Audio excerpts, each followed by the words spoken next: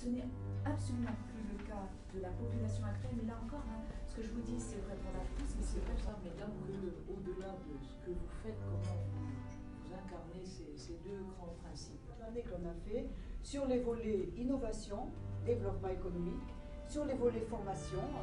Ce que je veux dire, c'est qu'il faut vraiment être convaincu que notre système de santé ne peut pas rester comme il est.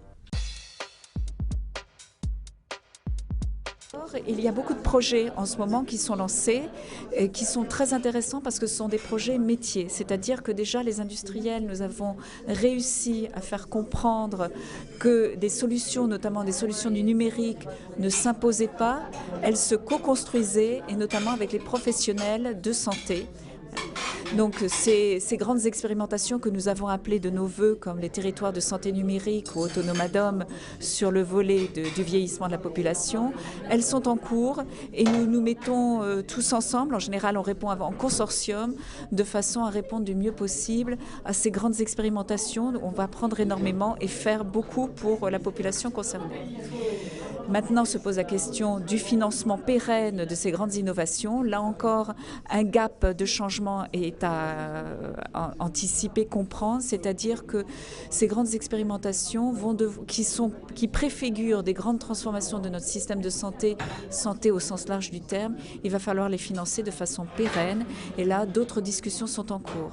Mais déjà, qu'il soit compris que la transformation de la santé est une nécessité absolue, qu'elle va se faire avec de nouvelles pratiques, de nouveaux métiers, en utilisant tous les atouts du numérique, c'est déjà une bonne étape d'acquise. Bien entendu, au niveau national, c'est compliqué. La gouvernance est tellement éclatée que c'est compliqué. C'est pour ça que nous pensons que la région est un bon niveau pour engager ces transformations, et c'est ce qui se fait dans les expérimentations que je viens de citer. Ce que nous avons réussi à mettre en place en Aquitaine, c'est de favoriser un écosystème de l'innovation en signant cette convention avec l'Agence régionale de santé, à la fois sur le partage des impulsions d'innovation dans les territoires, qu'ils soient industriels ou organisationnels, un partage à la fois public et privé, en rassemblant les acteurs. Et ce que nous pouvons faire en région, c'est mettre autour de la table l'assurance maladie, les professionnels de santé, l'agence régionale de santé, les collectivités locales.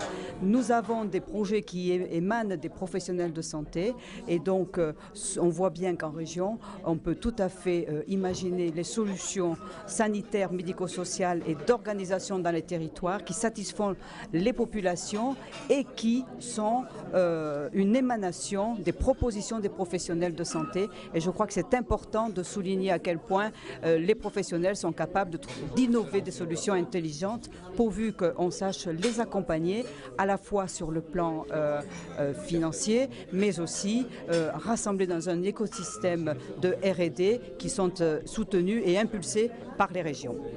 Alors ensuite, nous disons en tant qu'industriels, attention, ne réinventons pas la poudre, capitalisons. Et pour capitaliser, il faut s'appuyer sur des modèles, c'est-à-dire des modèles d'organisation, des modèles de financement, des modèles d'évolution de métier.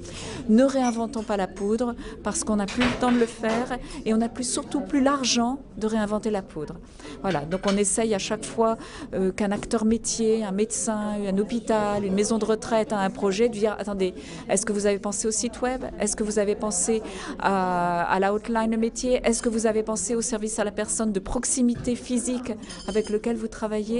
Et ce sont donc tous ces modèles que nous avons bâtis ensemble, industriels et acteurs métiers, qui font qu'on est capable de répondre et d'interpeller.